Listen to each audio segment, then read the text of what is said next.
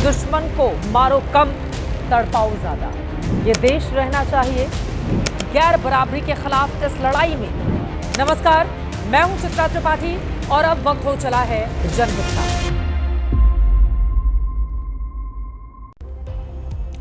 नमस्कार, मैं हूं चित्रा त्रिपाठी और अब वक्त हो चला है जनहित का। जनहित में आज खबर वही बड़ी है जिसका जवाब न सिर्फ देश के 150 करोड़ लोग बल्कि दुनिया में हवाई जहाज से उड़ान भरने वाले करोड़ों लोग चाहते हैं कि कल अहमदाबाद में आखिर क्या हुआ था।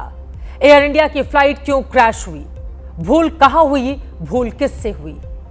उम्मीद रखें जवाब बहुत जल्द मिलने वाला है क्योंकि विमान का ब्लैक बॉक्स मिल चुका है। आज जनहित में हम आपको इस विमान के आखिरी 40 सेकंड की हर थ्योरी बताने वाले हैं। क्या हुआ होगा उस विमान के साथ, आज हमने इसकी बहुत बारीकी से की है बड़ी पड़ताल। एबीपी न्यूज ने ही सबसे पहले आपको बताया था कि ये 4 मिनट की नहीं सिर्फ 40 सेकंड की ही कहानी थी। आज हम आपको इन 40 सेकंड से पहले की 40 मिनट की कहानी भी विस्तार से बताने वाले हैं। और वो 40 सेकंड दहलाने वाले तो थे ही, ये 40 मिनट आपको भावुक कर देने वाले हैं। आखिरी उड़ान का संपूर्ण सत्य देखने के लिए बने रहे 40 मिनट की कहानी और 40 सेकंड के दौरान क्या कुछ घटा था। पूरी खबर विस्तार से रखेंगे जनहित में आपके सामने।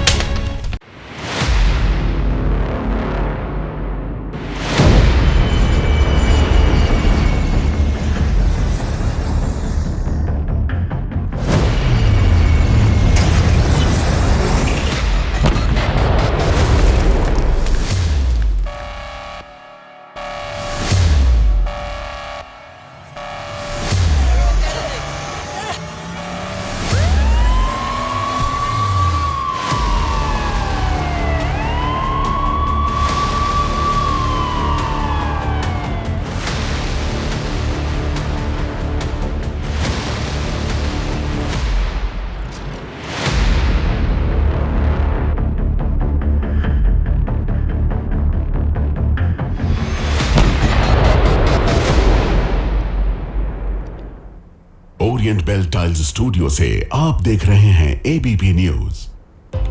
जनहित में अब खबरें विस्तार से आप तक पहुंचाते हैं। ऐसा भयावह मंजर जिसको शब्दों में बांध पाना काफी ज्यादा मुश्किल। आज जनहित में अधूरी उड़ान का संपूर्ण सत्य आपके सामने रखने वाले हैं। विमान में यात्रा करना क्या पूरी तरह से सुरक्षित है? क्या उन लोगों को बचाया जा सकता था जिनकी जिंदगी विमान हादसे ने खत्म कर दी? अगले 1 घंटे तक आप हमारे साथ बने रहें क्योंकि अहमदाबाद में हुए हादसे की तह तक जाना बेहद जरूरी है। हर वो सच आपको बताएंगे जिससे आप समझ पाएंगे कि एक प्लेन आग के गोले में कैसे तब्दील हो गया। अहमदाबाद से लंदन 6,839 किलोमीटर की दूरी थी। सुनने में बहुत लगती है, लेकिन फ्लाइट से बस 9 घंटे 45 मिनट ही लगने वाले थे। अमेरिका जाने की तुलना में आधा वक्त ही लगना था, लेकिन 40 सेकंड में ही सफर खत्म हो गया। 40 सेकंड में कहानी बदल गई। 1:38 20 सेकंड पर एयर इंडिया के बोइंग 787 ड्रीम लाइनर ने उड़ान भरी थी और 1:39 पर लाइफ के सारे ड्रीम क्रैश हो गए। उम्मीदों के सफर का सिर्फ 40 सेकंड में ही दर्दनाक अंत हो गया। क्या होते हैं 40 सेकंड? बच्चे तो विंडो से अभी देख भी नहीं पाए थे कि आसमान से अहमदाबाद दिखता कैसा है, यहां से उनका घर दिखाई देगा या नहीं देगा। उन्हें तो ऊपर से साबरमती नदी भी देखनी थी। लंदन पहुंचकर टेम्स रिवर फ्रंट पर घूमना था। लेकिन 40 सेकंड बाद दुनिया ने सिर्फ आग का एक बड़ा गोला और काले धुएं का बड़ा सा बादल देखा। और कल से अब तक पूरी दुनिया अहमदाबाद में इस विमान का मलबा देख रही है। विमान में 242 लोग थे, जिनमें से 241 की जान जा चुकी है। ऐसे 24 लोगों की भी हादसे में जान चली गई जिनके ऊपर जाकर यह विमान गिरा था। क्या हुआ, पूछने का तो अब प्रश्न नहीं बचा। अब आगे के सवाल सुलझाने की कोशिश की जा रही है। कि ये सब कैसे हुआ, क्यों हुआ, अहमदाबाद में ही क्यों हुआ, किसकी वजह से हुआ और क्या इसे रोका नहीं जा सकता था। ऐसे तमाम सवालों के बीच आज प्रधानमंत्री नरेंद्र मोदी भी अहमदाबाद पहुंचे। मेघानी नगर के उस मेडिकल हॉस्टल कैंपस पहुंचे जहां कल 265 लोगों ने अपनी जान गंवाई। प्रधानमंत्री ने उस भयानक दृश्य को देखा और हादसे की पूरी जानकारी ली। पीएम ने अस्पताल पहुंचकर घायलों का हालचाल जाना। उन रमेश विश्वास से भी मुलाकात की जो इस हादसे में जिंदा बचने वाले एकमात्र यात्री हैं, जिनका बचना किसी चमत्कार से कम नहीं है और जो इस हादसे का सबसे नजदीकी चश्मदीद गवाह हैं। प्रधानमंत्री उन परिवारों से भी मिले जिन्होंने इस प्लेन क्रैश में अपनों को खो दिया। इन्हीं में से एक परिवार गुजरात के पूर्व मुख्यमंत्री विजय रूपाणी का भी था। प्रधानमंत्री ने परिवार को ढांढस बंधाया, उन्हें सांत्वना दी। आज जनहित में हम आपको इस हादसे से पहले और बाद की हर कहानी बताने वाले हैं, लेकिन पहले उसी सवाल पर आएंगे कि यह हादसा क्यों हुआ। आपको पता है कि कल से इस हादसे को लेकर तरह तरह के दावे किए जा रहे हैं, कई तरह की थ्योरीज गढ़ी जा रही हैं, बोइंग की कुंडली खंगाली जा रही है, पुराने बयान निकाले जा रहे हैं, एयर इंडिया के दोष ढूंढे जा रहे हैं, षड्यंत्र की बातें भी निकलकर सामने आ रही हैं। ऐसे वीडियो भी हैं जिसमें दावा है कि ज्योतिषियों ने तो पहले ही बता दिया था कि विमान हादसा होगा। हमारा मानना है कि अनावश्यक एविएशन एक्सपर्ट बनने से हमें बचना चाहिए। कोई भी गलत अनुमान या गलत धारणा उन लाखों करोड़ों लोगों के मन में भ्रम और डर पैदा कर सकती हैं जो हवाई यात्रा करते हैं। क्योंकि अब एयर इंडिया के इस बोइंग का ब्लैक बॉक्स मिल चुका है। यह उसी ब्लैक बॉक्स की तस्वीर इस वक्त आप अपनी टीवी स्क्रीन पर देख रहे हैं। नाम ब्लैक बॉक्स है, लेकिन ये नारंगी रंग का होता है।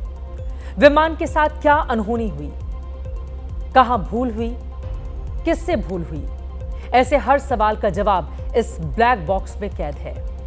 ब्लैक बॉक्स के बारे में हम विस्तार से आपको बताएंगे। उससे पहले आप देखिए कि हादसे की जांच को लेकर अपडेट क्या है। मोटे तौर पर 6 लेवल पर जांच शुरू की जा चुकी है। पहली जांच तो डीजीसीए कर रहा है, उड्डयन मंत्रालय की ओर से। दूसरी जांच एयर इंडिया की ओर से की जा रही है क्योंकि फ्लाइट उसी की थी। तीसरी जांच बोइंग कंपनी कर रही है क्योंकि उसकी साख पर सवाल उठ रहे हैं। ब्रिटेन के भी 53 नागरिक मारे गए हैं। उसकी एयर एक्सीडेंट इन्वेस्टिगेशन ब्रांच भी जांच में मदद करने के लिए पहुंची है। इसके अलावा राष्ट्रीय जांच एजेंसी एनआईए और गुजरात एटीएस भी जांच कर रही है कि इसमें कोई षड्यंत्र का एंगल तो नहीं है। हालांकि कल से अब तक जितने तरह के एक्सपर्ट ओपिनियन सामने आए हैं उसमें आतंकी साजिश का एंगल सामने नहीं आया है, लेकिन एनआईए और एटीएस का इस अंदेशे को भी दूर करने की कोशिश के तहत ये जांच जारी है और इनके जांच करने का यही मतलब समझ में आता है। अहमदाबाद विमान हादसे में 250 से ज्यादा लोगों की त्रासद मौत से देश के करीब 150 करोड़ लोग सदमे में हैं। इस हादसे की जद में आए लोगों का ऐसा दुखद हश्र हुआ कि शव की शिनाख्त तक मुश्किल है। ऐसे में सबसे बड़ा सवाल ये कि अहमदाबाद से लंदन के लिए उड़ा विमान चंद सेकंड में कैसे क्रैश हो गया, प्लेन कैसे जमींदोज हो गया, इस हादसे की वजह क्या है। इन तमाम सवालों के जवाब मिलने में कितना वक्त लगेगा, सही इसके बारे में अभी बता पाना काफी मुश्किल है। लेकिन तमाम विमान विशेषज्ञ और पायलट शुरुआती वीडियो और जानकारी के हिसाब से हादसे की वजह के आकलन में जुटे हुए हैं। जानकारों के मुताबिक अभी तक कुल मिलाकर ऐसी 5 थ्योरी सामने आई हैं जो इस भयावह और अफसोसनाक हादसे की वजह हो सकती हैं। पहली थ्योरी, क्या प्लेन बोइंग ड्रीम लाइनर के दोनों इंजन फेल हो गए थे। दूसरी, क्या दोनों इंजन ईंधन की गड़बड़ी के कारण फेल हो गए। तीसरी थ्योरी, क्या यह हादसा लैंडिंग गियर को ऊपर उठाने के बजाय नीचे गिराने की वजह से हुआ। चौथी, क्या लैंडिंग गियर की जगह फ्लैप को उठा दिया गया जिसकी वजह से इतना बड़ा हादसा हो गया। पांचवी थ्योरी, क्या विमान से पक्षी या पक्षियों का झुंड टकराया। और सबसे बड़ी थ्योरी, क्या मानवीय भूल की वजह से उड़ता जहाज आग के गोले में तब्दील हो गया। इन सारी थ्योरीज को एक एक कर तफसील से समझने की कोशिश करेंगे। लेकिन भले ही प्लेन क्रैश के पीछे के असली कारण खोजने में ब्लैक बॉक्स काफी हद तक भरोसेमंद है, लेकिन इसकी भी अपनी कुछ सीमाएं हैं। 29 दिसंबर 2024 को 181 लोगों को लेकर बैंकॉक से साउथ कोरिया जा रहा जेजू एयर का प्लेन उतरते वक्त क्रैश हो गया था। लेकिन जांच में पता चला कि इसमें उड़ान के आखिरी कुछ मिनटों का बेहद अहम डेटा मिट चुका था, यानी था ही नहीं। ऐसे में बड़ा सवाल यह है कि अहमदाबाद हादसे का सच ब्लैक बॉक्स से मिल पाएगा या फिर असली वजह की गुत्थी और उलझ जाएगी। हादसे की गुत्थी सुलझेगी या फिर उलझ जाएगी, ये तो आने वाला वक्त बताएगा। लेकिन मैं अब आपको एयर इंडिया विमान हादसे की अब तक की वायरल थ्योरीज के बारे में एक एक करके जानकारी देती हूं। जैसा कि जनहित में आपको शुरुआत में ही बताया कि कुछ विशेषज्ञों के मुताबिक विमान के दोनों इंजन फेल हो गए, जिसकी वजह से इतना डरावना मंजर सामने आया। विमान पर सवार 241 लोगों की जान चली गई। जिस इमारत पर यह उड़ता काल गिरा, उसमें मौजूद लोग भी बेमौत मारे गए। अब सवाल यह है, क्या सचमुच इस विमान के दोनों इंजन फेल हो गए थे?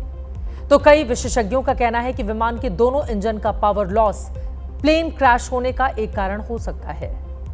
हवा में 625 फुट की ऊंचाई पर इंजन का शटडाउन होना ड्रीम लाइनर विमान तैयार करने वाली कंपनी बोइंग के लिए अपने आप में पहली घटना है। अगर एक इंजन भी पूरी क्षमता के साथ चालू रहता तो पायलट की ओर से प्लेन को आबादी वाले इलाके से बाहर ले जाया जा सकता था। अगर एक इंजन फेल हो गया तो दूसरा इंजन सुरक्षित सेफ लैंडिंग करा सकता है।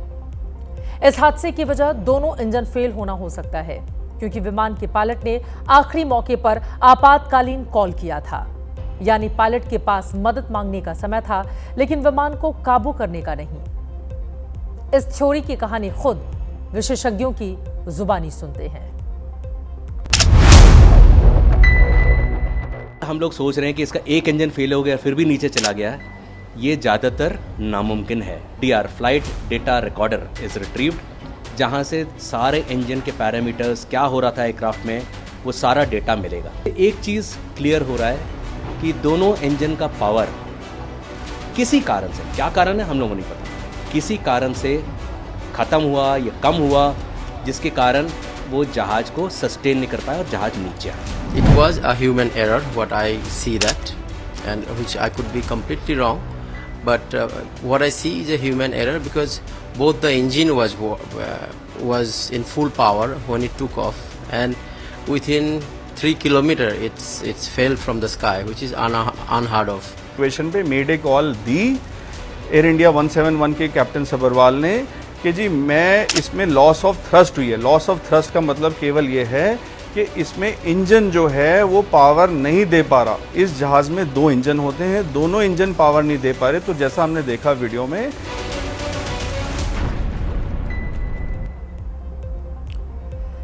कई ऐसे सवाल है जिनका जवाब मिलना भी बाकी है, लेकिन ताजा वीडियो इस वक्त सामने आ रहा है। एबीपी न्यूज सीधे वो तस्वीरें आप तक पहुंचाएगा।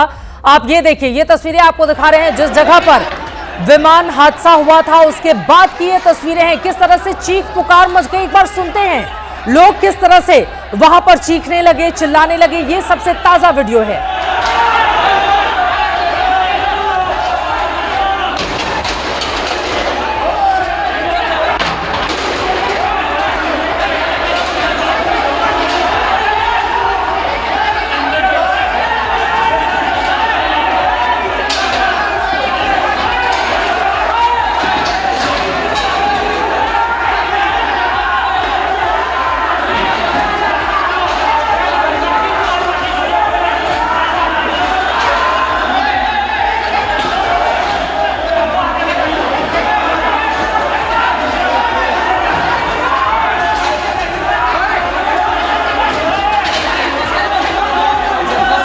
गिरा था विमान, हादसे के तुरंत बाद का ये वीडियो आप देख रहे हैं। चारों तरफ चीख पुकार मच गई।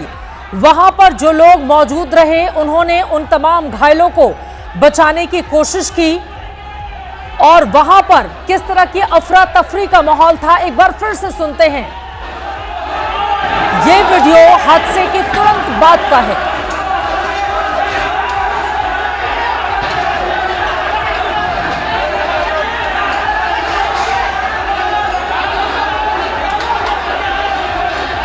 और इस वक्त हमारे साथ एबीपी अस्मिता के हमारे संपादक रौनक पटेल सीधे जुड़ चुके हैं। उनसे और ज्यादा जानकारी लेते हैं। रौनक हादसे के तुरंत बाद का ये वीडियो बताता है कि किस तरह से वहां पर अफरा तफरी का माहौल पैदा हो गया। यही वो जगह थी जहां पर 265 जिंदगियों के लिए शूल साबित हुई। इस वीडियो में और क्या क्या चीजें हैं, ये किस तरह से जांच में मदद करेगी, क्या जानकारी, क्या खबर, वीडियो के बारे में विस्तार से तफसील से बताइए हमारे दर्शकों को आप। देखिए, मुझे कुछ डॉक्टर से उन्होंने ये वीडियो शूट किया हुआ है। जो मैच है वहाँ पर जिस प्रकार से प्लेन का बड़ा हिस्सा जो है वो पैक कोलैप्स होने के बाद, यानी कि क्रैश होने के बाद गिरा था, जहाँ पर वही मैच का एक विजुअल है। और यहाँ पर आप सीधे देख सकते हैं जिस प्रकार से प्लेन का मलबा गिरा है, ठीक उसके चंद सेकंडों के बाद का ये वीडियो आप देख सकते हैं। बहुत बड़ा जो स्लैब है आरसीसी का पूरा रूफ था वो गिरा है, और उसके नीचे कई छात्र जो थे, जो मेडिकल ज्यादातर जो थे डॉक्टर थी और सेकेंड ईयर के छात्र थे, वो इस मलबे के नीचे जो उस प्रकार से उन लोगों को निकाला जा रहा है। और एक के बाद एक करके, क्योंकि ये पूरा जो है सिविल हॉस्पिटल का कैंपस का ही बेस था, 4 अलग अलग टावर थे, उसमें से एक टावर जहाँ पर बेस था, वहाँ से एक एक मरीज को निकालकर अस्पताल यानी कि सिविल अस्पताल में भेजा गया है। उसी वक्त का वीडियो है, यानी कि कल 1 बजे के आसपास जो हादसा हुआ, ठीक जैसे ही प्लेन टेक ऑफ हुआ और क्रैश होता है, क्रैश करने के बाद सीधा टकराता है, उससे ज्यादातर मलबा हॉस्टल का जो बेस है वहाँ पर, कैंटीन है वहाँ पर, ठीक उसके बाद जिस प्रकार से मलबा वहाँ गिरता है, स्लैब गिरता है, आरसीसी का स्ट्रक्चर गिरता है, और कई छात्र वहाँ मलबे के नीचे दबे होते हैं, और बिल्कुल तो उनका रेस्क्यू किया जा रहा है। उसके साथी लोग हैं वो उनका रेस्क्यू कर रहे हैं। एक एक करके रौनक आप हमारे साथ बने रहिए। हम तस्वीरों में देख पा रहे हैं बहुत कम उम्र के ये आपको मेडिकल स्टूडेंट दिखाई दे रहे हैं, जैसा कि रौनक हमारे सहयोगी जानकारी भी दिखाई दे रहे हैं। कितनी बुरी तरह से कई ऐसे छात्र रहे जो बुरी तरह से जख्मी हो गए, उनको स्थानीय छात्रों की ओर से ही मदद की गई थी। यानी कि तब तक जिस समय ये घटना घटी थी, बाहर से कोई मदद नहीं पहुंची थी। जो उस हॉस्टल में रहने वाले लोग थे, उन लोगों ने ही अपने दोस्तों को, अपने साथियों को बचाने की कोशिश की है। तस्वीरें आपके सामने है, बुरी तरह से घायल कई छात्र आपको दिखाई दे रहे हैं। और चूंकि मेस की ये तस्वीरें हैं, जगह जगह आपको वो थाली भी दिखाई दे रही है जहां पर ये छात्र खाना खाने के लिए, दोपहर के भोजन के लिए बैठे हुए थे। और ये तस्वीरें अब किस तरह से जांच में मदद करेंगे। और यहाँ पर हम देख पा रहे हैं काफी बड़ी तादाद में कई छात्र बुरी तरह से जख्मी हुए हैं। रौनक, देखिए, क्योंकि जो छात्र हैं ना, तो उनमें से कोई प्लेन में सवार था, उनका कोई कसूर नहीं था, कोई यात्री नहीं था। प्लेन वहाँ गिरता है, मलबा गिरता है, और एक इतना हाई राइज बिल्डिंग भी नहीं है, वहाँ प्लेन का ज्यादातर हिस्सा गिरता है, और उसके नीचे ये छात्र जो दबते हैं, और उसमें से कई लोगों की मौत भी होती है। 4 छात्रों की मौत हुई है, साथ में ही उसी कैंपस में कई और लोगों की भी मौत हुई है। मौत का आंक आप देखेंगे तो जो यात्री थे उसमें से 240 है, लेकिन मरे जो लोग हैं जिनकी डेथ हुई वो ज्यादा है। यानी कि ये कैंपस, ये मेस और आसपास का जो इलाका है, वहाँ के कुछ लोग मरे हैं, दबे हैं। तो स्वाभाविक तौर पे ही ये विजुअल जो है जांचने भी काम लगेंगे, और ठीक हादसा होने के चंद सेकंडों के बाद के विजुअल है। जहाँ तक रेस्क्यू का सवाल है, स्वाभाविक तौर पे ही जैसे हादसा हुआ वहाँ पर बड़ी तादाद से बेस है, तो छात्र होते हैं और लंच का टाइम भी था, तो बाकी लोग किस प्रकार से मदद करते हैं एक दूसरे को, ये भी पाया जाता है। और एक पॉजिटिव साइन ये भी है कि जब किसी बड़ी दुर्घटना होती है तो हर कोई एक दूसरे को बचाने में जुटता है, और वो इंसानियत यहाँ पर नजर पड़ती है। बिल्कुल, बहुत धन्यवाद आपका इस पूरी जानकारी के लिए। रौनक पटेल हमारी सहयोगी जानकारी देते हुए। तस्वीरें आपके सामने हैं, ये तस्वीरें आपको विचलित भी कर सकती हैं। तस्वीरों को गौर से अगर आप देखेंगे तो 25 से 30 साल तक के ये छात्र मेडिकल के आपको दिखाई देंगे।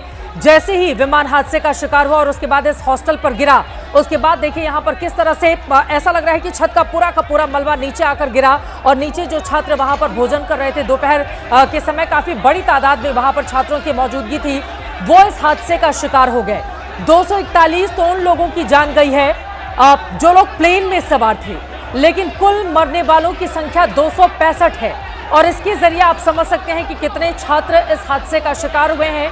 ये तस्वीरें आपके सामने हैं, चीख पुचकार मच गई, अफरा तफरी का माहौल वहां पर पैदा हो गया। दोपहर में ये छात्र बैठे हुए थे, लेकिन यहाँ पर अभी बाहर से मदद पहुंच पाती उसके ठीक पहले जैसे ये हादसा हुआ, उसके बाद आपस में ही छात्रों ने एक दूसरे को तुरंत रेस्क्यू किया और फिर अस्पताल लेकर गए। कई कितनी बुरी तरह से जख्मी हुए हैं। इन तस्वीरों को गौर से आप देखेंगे तो पाएंगे किसी के सिर में चोटें लगी हैं, किसी का पैर बुरी तरह से जख्मी हुआ है, किसी के पूरे शरीर पर आकर पूरा का पूरा मलबा गिर गया है। एक दूसरे को बचाने के लिए कैसे मदद करते हुए छात्र दिखाई दे रहे हैं। जो कुर्सी मेज वहां पर लगी हुई थी, खासतौर से आपको बताते चले जो लोहे की टेबल और वहां पर मेज लगी हुई थी, वो जब छात्रों के पैर तले आ गई वो भी कुचल गए। फिर उसको भी हटा कर यहाँ पर सामान को फेंका जा रहा है, मलबे को हटाया जा रहा है और फिर मलबे के नीचे दबे हुए छात्रों को निकालने की कोशिश की जा रही है। एक बार फिर से जरा ऑडियो सुनते हैं। जब अफरा तफरी का माहौल पैदा हुआ तो वहां पर हालात किस तरह के।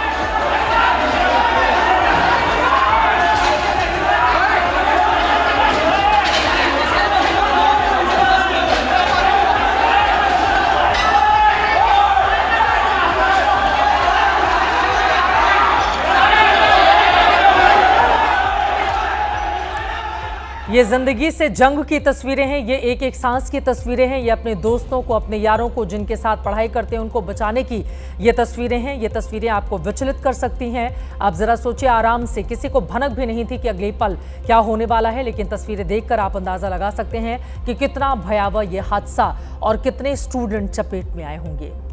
अब आ जाते हैं हादसे की दूसरी थ्योरी पर। पहली थ्योरी जनहित के शुरुआत में ही हमने आपके सामने रखी थी और दूसरी थ्योरी सिर्फ 12 साल पुराने विमान में आखिर ऐसा क्या हुआ, ये 250 से ज्यादा लोगों के लिए काल बन गया। जांच जारी है। जांचकर्ताओं की टीम घटना वाली जगह के चप्पे चप्पे को खंगालने में जुटी हुई है।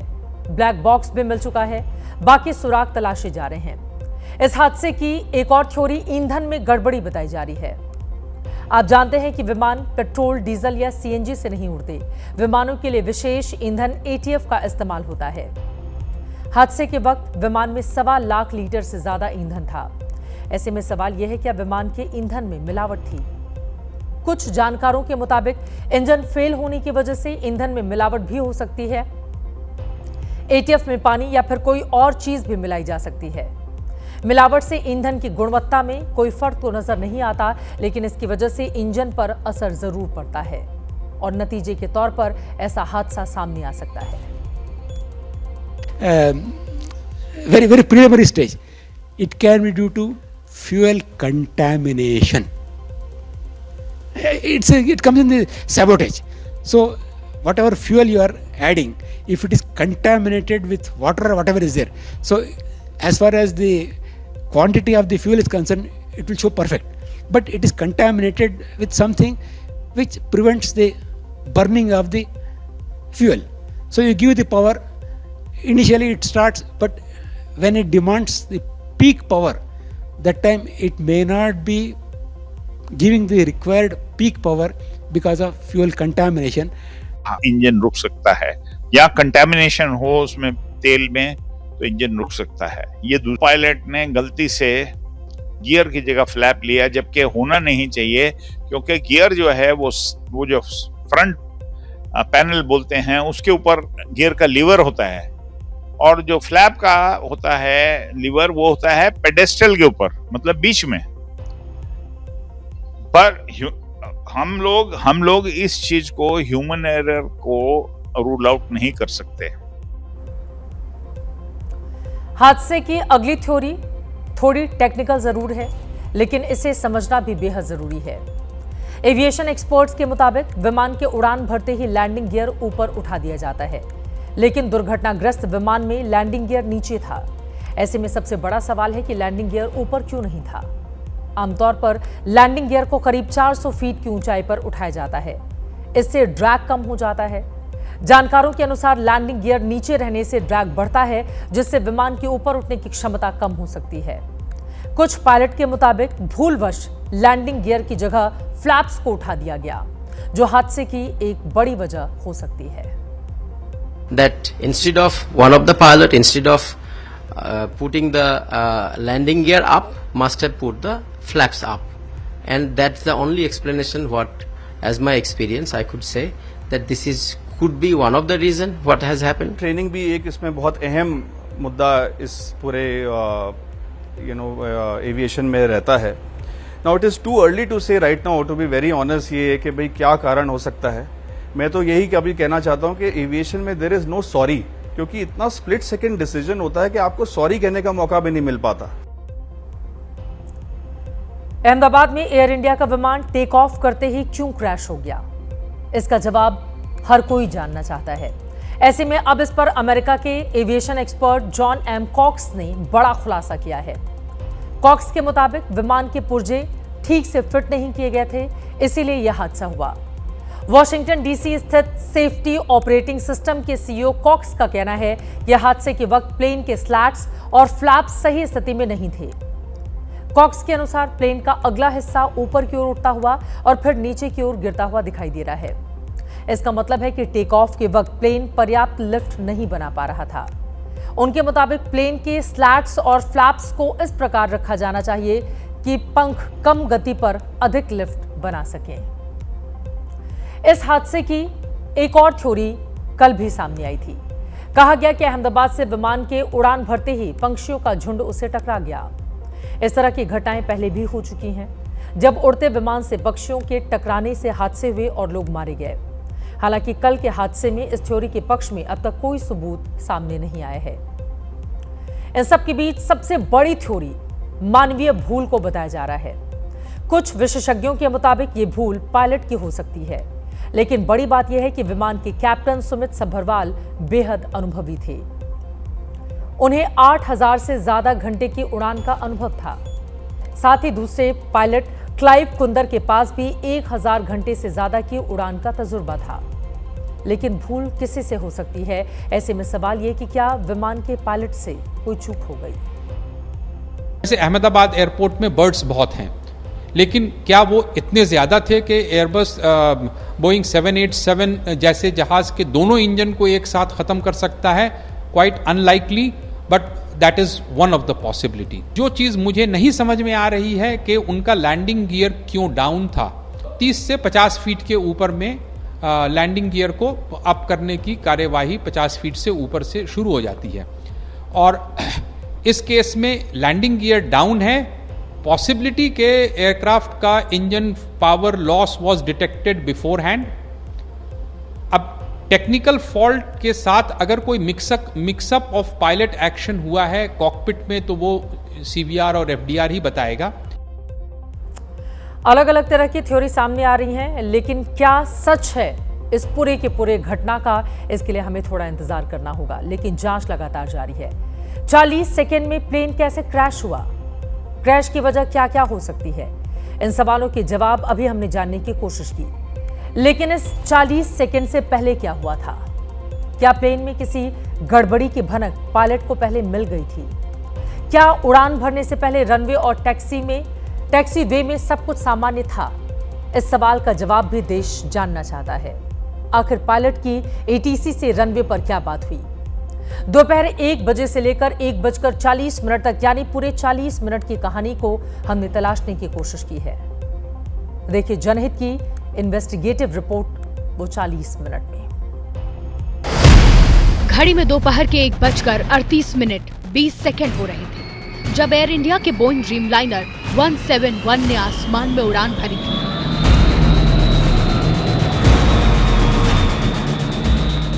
महज 40 सेकंड ही बीते थे कि विमान आग के गोले में बदल गया।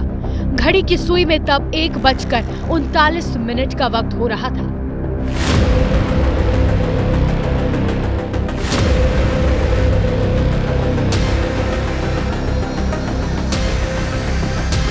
महज 40 सेकंड में दुनिया का सबसे सुरक्षित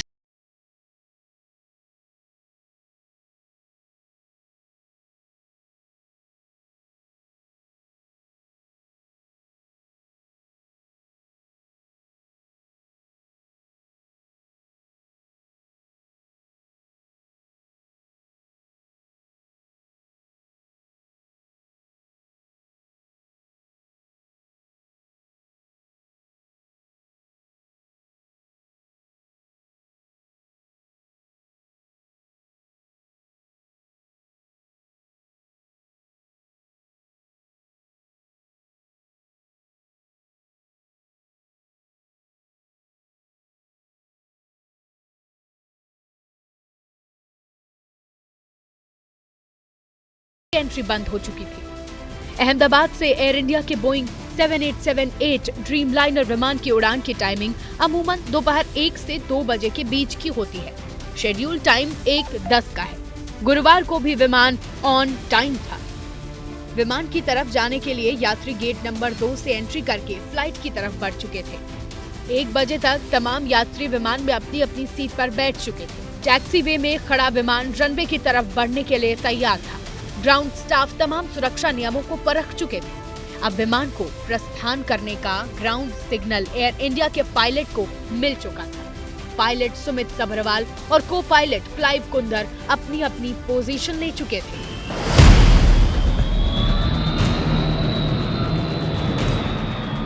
वैसे तो इस विमान के गेट के बंद होने का समय 1:10 का था, लेकिन गुरुवार को ये गेट 7 मिनट की देरी यानी 1:17 पर बंद किया गया।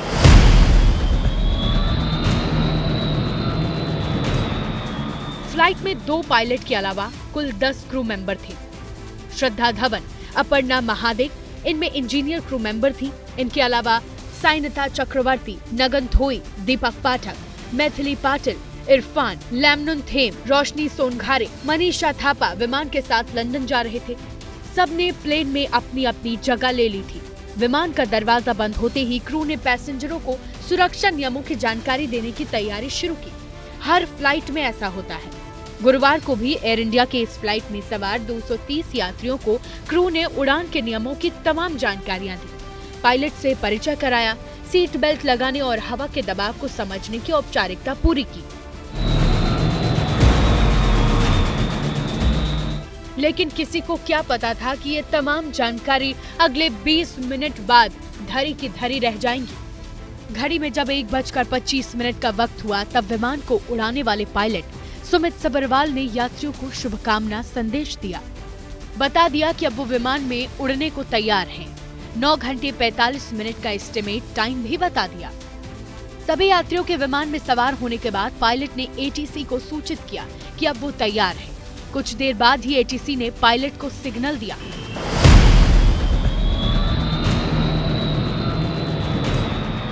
इसके बाद एटीसी यानी एयर ट्रैफिक कंट्रोल सिस्टम विमान को टेक ऑफ के लिए कतार में डाल देता है। एटीसी फिर विमान को बोर्डिंग एप्रन से पीछे जाने के लिए सूचित करता है। इसके बाद ही विमान का मुख्य इंजन शुरू किया जाता है और फिर विमान को टैक्सीवे से मुख्य रनवे तक ले जाया जाता है। गुरुवार को यही हुआ। एटीसी से सिग्नल मिलने के बाद एयर इंडिया का बोइंग 7878 ड्रीमलाइनर विमान लंदन जाने के लिए अहमदाबाद के रनवे नंबर 23 की तरफ बढ़ने लगा।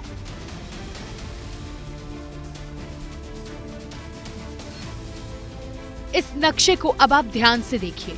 ये जो बड़ा सा हिस्सा दिख रहा है, यहाँ से घरेलू विमानों की आवाजाही होती है, जबकि इसके ठीक बगल में ये इंटरनेशनल टर्मिनल है। यहीं पर विमान में 230 यात्री सवार हुए और फिर प्लेन धीरे धीरे 23 नंबर रनवे पर पहुंच गया। इंटरनेशनल विमानों की उड़ान यहां से इसी रनवे से होती है। विमान उड़ान भरने के लिए पूरी तरह तैयार हो चुका था। इसी दौरान विमान में को पायलट क्लाइव ने एटीसी से संपर्क साधा। ये एक सामान्य प्रक्रिया का हिस्सा है। एटीसी ने भी उड़ान भरने की इजाजत दे दी। इजाजत मिलते ही पायलट्स ने इंजन में टेक ऑफ करने के लिए पावर देना शुरू कर दिया। इस पूरी प्रक्रिया में 3 से 4 मिनट का वक्त लगा और तब तक घड़ी की सुई में 1:38 का वक्त हो चुका था। इसके बाद विमान रनवे पर चलने लगता है। अहमदाबाद के इस रनवे नंबर 23 की लंबाई 3505 मीटर है। विमान की सामान्य गति उड़ान भरते वक्त 250 से 350 किलोमीटर प्रति घंटे की रफ्तार की होती है। ड्रीमलाइनर की रफ्तार भी गुरुवार को इसी के आसपास थी। विमान मैक्सिमम 625 फीट की ऊंचाई पर पहुंचा ही था कि 40 सेकंड से सीधे नीचे की तरफ आया और आग के गोले में बदल गया।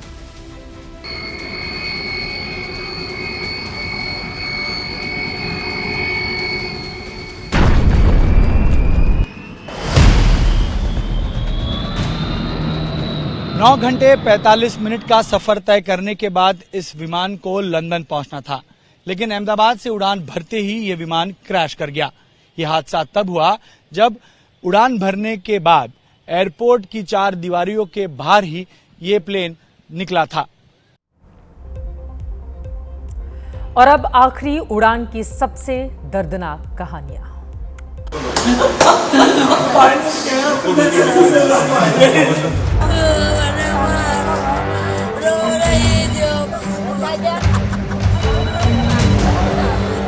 हम क्या करेंगे, क्योंकि हमने हमारा बेटा बेटी घुमा दिया है। जो हमारे बचपन की लाठी थी वो हमने घुमा दिया है।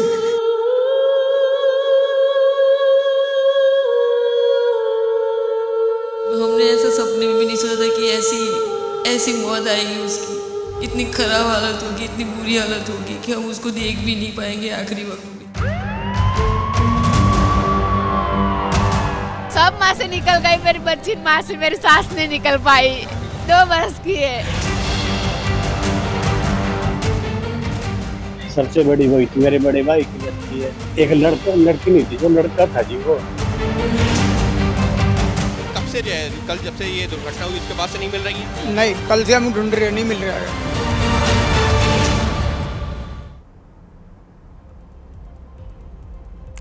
परिवार का दर्द ऐसा है जिसको सुनकर रूह कांप जाए। एयर इंडिया के AI-171 विमान में 2 पायलट और 10 क्रू मेंबर भी सवार थे। देश के सबसे बड़े विमान हादसे में इन सब ने अपनी जान गंवा दी। जिस उड़ान के सपने इन्होंने कभी देखे थे, जो पूरे भी हुए, लेकिन 12 जून को यही सपने मौत की वजह बन गए। मरने वाले क्रू मेंबर में कोई पूर्वोत्तर से था, कोई महाराष्ट्र से, कोई बिहार से। हर घर में दर्दनाक मंजर।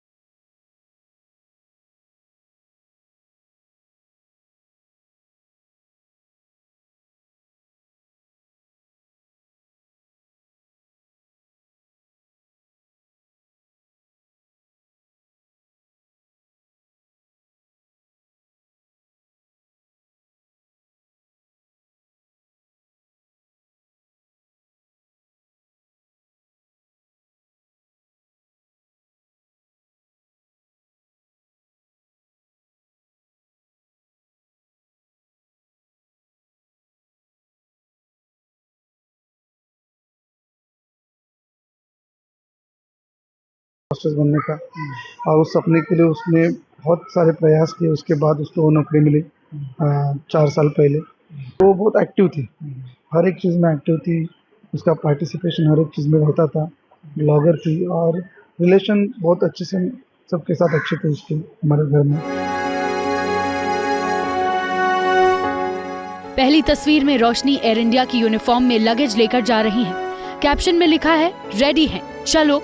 और दूसरी तस्वीर में रोशनी एयर इंडिया के आइकॉनिक लोगों के साथ यात्रियों का स्वागत कर रही हैं। लेकिन एयर इंडिया की फ्लाइट में अब रोशनी फिर कभी नजर नहीं आएंगी। मणिपुर की नंगाथोई शर्मा भी अब नजर नहीं आएंगी। मणिपुर के थौबल में मां बेटी की याद में पुरानी तस्वीर पलट रही है। परिवार 21 साल की नंगाथोई के बचपन से अब तक के सफर को याद कर फूट फूट कर रो रहे हैं। पिता का दर्द छिपाए नहीं छिप रहा है। क्या बोलूं, कुछ बोलने की कोई चल गया तो घर में ही करेगा। कुछ न कुछ तो उसका शरीर से मिल जाएंगे ना, वो घर में ही करेगा। तो मेरे बड़ी बेटी उसको भेजा है ना कुछ शरीर लेकर आने के लिए। गमों का कुछ ऐसा ही पहाड़ मुंबई से सटे बदलापुर के इस घर में भी पड़ा है। इस माँ बाप ने एयर इंडिया हादसे में अपने बेटे दीपक पाठक को खोया है। केबिन क्रू मेंबर दीपक पाठक की उम्र महज 35 साल की थी। 2 साल पहले ही शादी हुई थी, लेकिन अब सब कुछ बिखर गया। दीपक ने कल परिवार को संदेश भेजा था, लिखा था, माँ मैं जा रहा हूँ, पहुँचकर बताऊंगा। लेकिन बेटा पहुँचा नहीं। माँ अब भी राह ताक रही है कि कोई चमत्कार हो जाए। उनका कैसा था, उसका खुद का सपना था उसका कि मैं ये बनूंगा। वो हिसाब से उसने बहुत मेहनत करके एग्ज़ाम दे के आगे चढ़ के वो बन गया। उनको तो ऐसा मालूम भी नहीं कि ऐसा हो जाएगा। अभी किसको भी, हम लोग को भी एकदम शौक लग गया सुनने के बाद, पता चलने के बाद। एयर इंडिया हादसे में 10 क्रू मेंबर्स की जान चली गई। उसमें अपर्णा महाडिक भी शामिल थी। अपर्णा महाडिक एनसीपी सांसद सुनील तटकरे के रिश्तेदार हैं। जैसे ही हादसे की खबर लगी, सांसद सुनील तटकरे भी अपर्णा के घर पहुंचे। फिटनेस फ्रीक तो बहुत बार हमारे साथ जो है वॉक करते रहते थे और देखने में मिलता था। कल उनका फोटो देखने के बाद it was a shocking wave in the society में एयर इंडिया के काफ़ी पायलट्स रहते हैं, तो दुर्घटना ऐसी होने के बाद एक बार तो थॉट आता है कि ऐसा यहाँ का कोई ना हो। बट जैसे ही वो फोटो आया तो चूंकि हम लोग जब भी मॉर्निंग वॉक करते हैं तो चेहरा देखने मिलता है, तो समझ में आता है कि मतलब तो उसका पूरी सोसाइटी में उसका इम्पैक्ट हुआ है। लोग शॉक में हैं कि मतलब सोसाइटी का एक परिवार का एक सदस्य चला गया।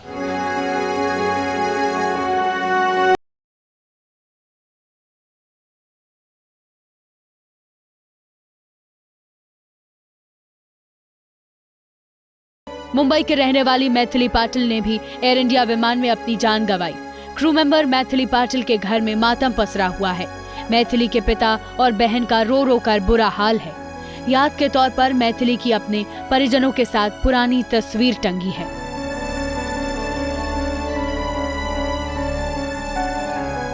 दो साल पहले ही मैथिली ने एविएशन की पढ़ाई पूरी की थी, फिर एयर इंडिया में जॉब लगी। बताया जा रहा है कि गुरुवार को फ्लाइट पर चढ़ने से पहले पिता से फोन पर बात की थी। कहा था लंदन पहुंचते ही कॉल करूंगी, लेकिन कॉल नहीं आया। अब मां और भाई मैथिली के शव को लेने अहमदाबाद पहुंचे हैं। पुणे में इरफान समीर शेख के परिजन भी उनके शव का इंतजार कर रहे हैं। Crew member Irfan Shaikh London जाने वाले एयर इंडिया के विमान में सवार थे। विमान मंजिल तक पहुंचने से पहले ही हादसे का शिकार हो गया, जिसमें 22 साल के इरफान की भी जान चली गई। क्योंकि प्लेन में बैठने से पहले उसने अपने माँ से बात की थी कि वो ये फ्लाइट में जा रहा है, तो उसके माँ को तुरंत पता चल गया कि वो इसी फ्लाइट में था। इरफान स्कूल और कॉलेज होने के बाद में जो केबिन क्रू का जो कोर्स होता है एविएशन में, उसने वो कोर्स किया था। इरफान के माँ, पिता और बड़े भाई शव के लिए अहमदाबाद गए हैं। इरफान की तरह ही क्रू मेंबर मनीषा थापा ने भी अपनी जान गंवाई है। मनीषा का परिवार पटना में रहता है। पिता बिहार पुलिस में है। मनीषा थापा ने पहले पटना में ही एयर होस्टेस की जॉब शुरू की थी। करियर को उड़ान देने एयर इंडिया ज्वाइन की, जो कल हमेशा के लिए थम गई।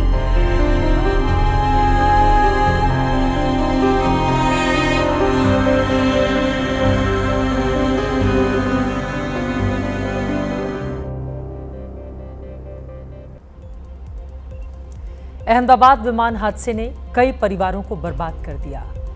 242 लोगों को लेकर उड़ी एयर इंडिया की फ्लाइट से सिर्फ एक शख्स से जिंदा बच पाया। इसके अलावा बाकी सभी 241 लोगों के लिए फ्लाइट नंबर AI-171 उनकी जिंदगी का आखिरी सफर साबित हुआ।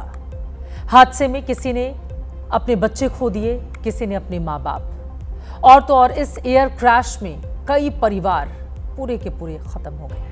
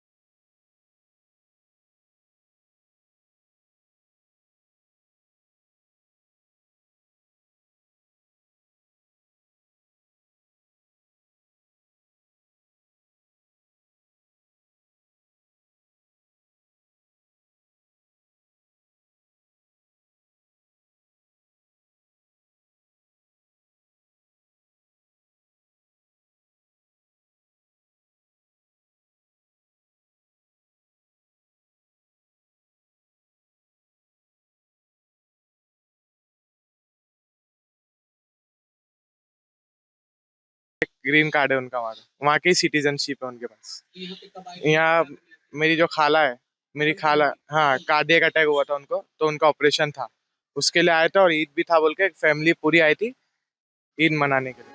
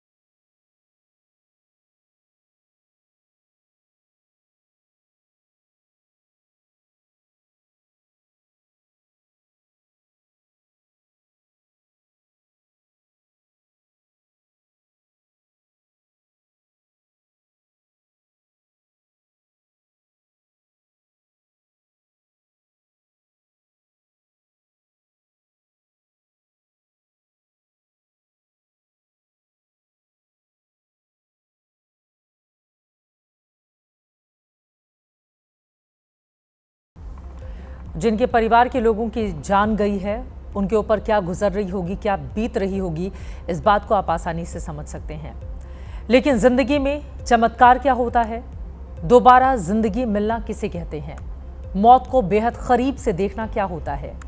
आज की तारीख में इन सब का जवाब एक है, और उस जवाब का नाम है रमेश कुमार विश्वास। रमेश कुमार विश्वास विमान हादसे में इकलौते जिंदा बचे शख्स हैं। मामूली चोट लगी है, डॉक्टरों की निगरानी में है। रमेश कुमार विश्वास भी कल लंदन जा रहे थे, विमान में सवार थे। हादसा हुआ तो भगवान ने उन्हें कैसे बचा लिया, ये खुद बेहतर तरीके से शायद ऊपर वाले को ही पता होगा। मौत नहीं लिखी थी, लिहाजा रमेश कुमार विश्वास सही सलामत बच गए। हादसे के फौरन बाद जहां सड़क पर आग के शोले थे, सब कुछ मलबा बन चुका था, उस मलबे के बीच से टहलते हुए दिखे थे विश्वास। पहली बार इस तस्वीर को देखकर किसी को भरोसा नहीं हुआ, लेकिन जब बताया गया कि ये तो उन 242 लोगों में से एकमात्र हैं जो जिंदा बचे हैं, तो हर कोई हैरान रह गया।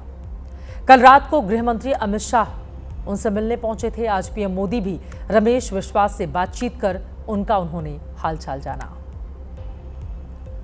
हिंदुस्तान के सबसे बड़े विमान हादसे में रमेश कुमार विश्वास कैसे जिंदा बच गए, ये खुद उनको भी नहीं पता। अंदाजा लगाकर वो चमत्कार को नमस्कार बोल रहे हैं, बताने की कोशिश कर रहे हैं कि क्या हुआ था। टेक ऑफ के बाद 1 मिनट के अंदर ही जब टेक ऑफ हुआ ना, तो सडनली 5-10 सेकंड कैसे लगा जैसे स्टक हो गया वो। बाद में से मेरे को लगा कि कुछ हुआ।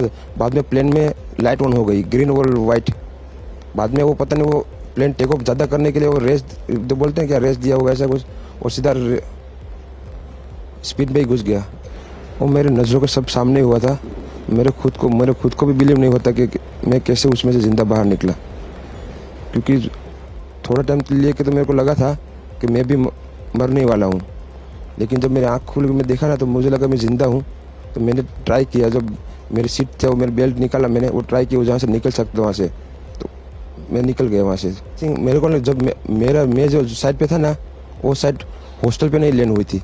हॉस्टल के जो ग्राउंड फ्लोर है ना, जैसे नीचे, वहाँ लैंड हुई थी। तो मुझे दूसरे के बारे में मेरे को पता नहीं, लेकिन मैं जहाँ लैंड हुआ था ना, वो नीचे की साइड थी। मैं जो जहाँ था वहाँ थोड़ा पेस था। फिर भी मेरे पता नहीं मैं कैसे बचा हूँ, क्योंकि मेरे नज़र के सामने ही सब 2 एयर हॉस्टल वो अंकल आंटी सब उधर ही सब।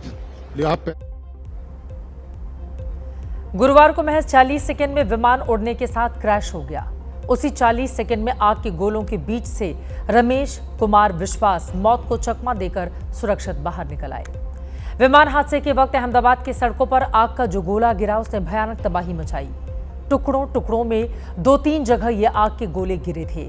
विमान का एक हिस्सा मेडिकल छात्रों के हॉस्टल की छत पर गिरा था। उसी में रमेश ने मौत को मात देकर खुद को सही सलामत बाहर निकाला। असल में रमेश विमान के इकोनॉमी क्लास की 11A नंबर की सीट पर बैठे हुए थे, जो इकोनॉमी क्लास की शुरुआती लाइन की सीट थी। रमेश विंडो सीट पर बैठे थे। इकोनॉमी क्लास और बिजनेस क्लास की सीटों के बीच बड़ा गैप था। माना जा रहा है इस गैप की वजह से ही रमेश की किस्मत ने उन्हें जिंदा बचा लिया। विमान में रमेश के साथ ही उनके भाई अजय भी सफर कर रहे थे, जो कि प्लेन में 110J नंबर की सीट पर बैठे थे, लेकिन हादसे में उनकी मौत हो गई। कहा जाता है कहीं भी जाना हो तो वक्त से पहले रेलवे स्टेशन या एयरपोर्ट पहुंचना जरूरी होता है, लेकिन कभी कभी देर से आना कहीं ज्यादा अच्छा साबित होता है। ऐसी ही देरी ने कल भूमि चौहान नाम की एक महिला की जान बचा ली। भगवान के दर पर बैठी ये भूमि चौहान है, जो अपने आराध्य देव को धन्यवाद बोल रही हैं। भूमि भी एयर इंडिया की फ्लाइट लेकर गुरुवार को अहमदाबाद से लंदन जाने वाली थी, लेकिन उन्हें चेक इन ही नहीं करने दिया गया क्योंकि वो देर हो गई थी। चेक इन के गेट पे पहुंचने के बाद मैंने उनसे रिक्वेस्ट भी किया कि अभी 10 मिनट ही थोड़ा लेट हुआ है, तो मुझे जाने दो, जो भी इमिग्रेशन और वो होगा मैं फटाफट से सब क्लियर कर दूंगी। लेकिन उन्होंने और वो उनकी सीनियर स्टाफ भी आए थे, उन सब से मैंने रिक्वेस्ट की, लेकिन वो तीनों जन ने मुझे वापस ही भेज दिया। अहमदाबाद विमान हादसे में पूर्व सीएम विजय रूपाणी की जान भी चली गई। विजय रूपाणी की दर्दनाक मौत के बाद 1206 की कहानी खूब वायरल हो रही है। क्या है 1206 और विजय रूपाणी का कनेक्शन? खूब वायरल है ये स्टोरी, ये रिपोर्ट देखिए।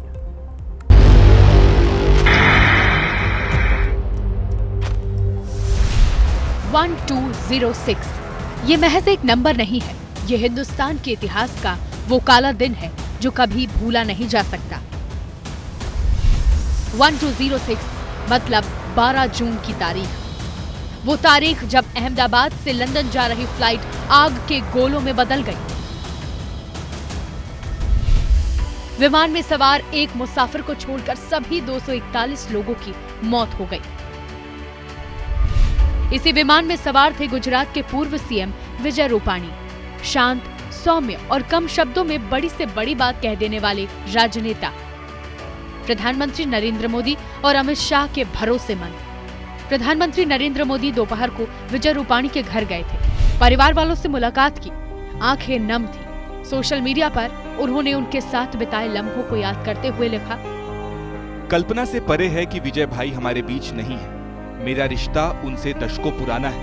हमने कंधे से कंधा मिलाकर काम किया, जिसमें सबसे चुनौतीपूर्ण समय भी शामिल है। विजय भाई विनम्र और मेहनती थे, वो हमेशा हमारे बीच रहेंगे।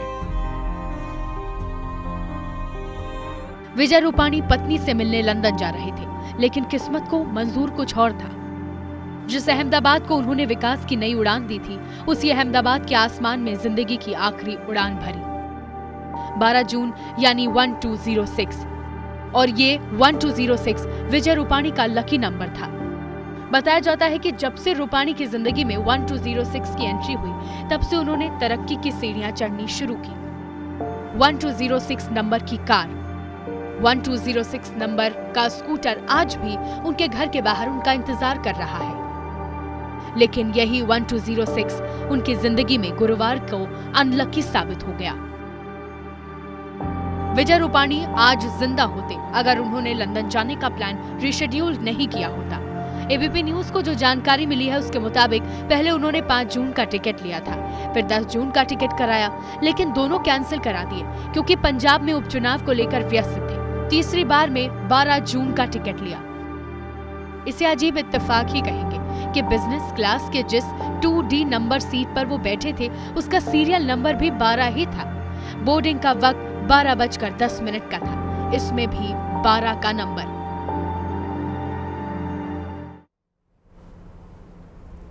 खबरों में आगे बढ़ते हुए अब बात उस आग के गोले की कर लेते हैं जो सुबह सुबह ईरान में बरसने लगी। ईरान पर इजराइल ने 100 ड्रोन से हमले किए हैं। तेहरान में तबाही का मंजर चारों ओर दिखाई देने लगा। हमले में ईरान के परमाणु वैज्ञानिकों के साथ साथ 15 से ज्यादा बड़े सैन्य अधिकारी भी मारे गए हैं।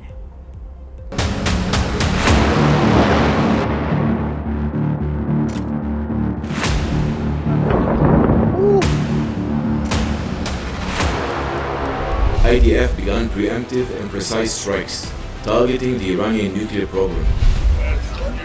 दुनिया लगातार युद्धों से घिरती जा रही है। इजराइल ने ईरान के परमाणु ठिकानों पर ताबड़तोड़ हमले बोले हैं। हमले में करीब 100 ड्रोन का इस्तेमाल किया गया।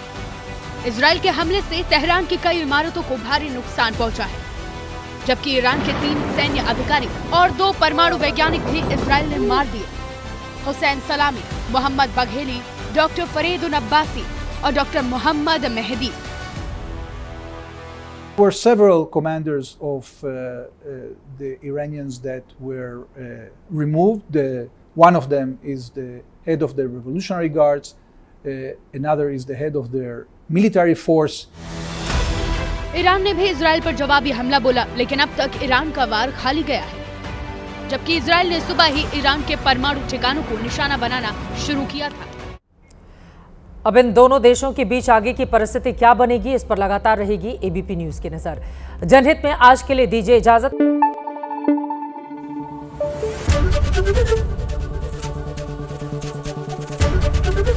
एबीपी न्यूज आपको रखे आगे।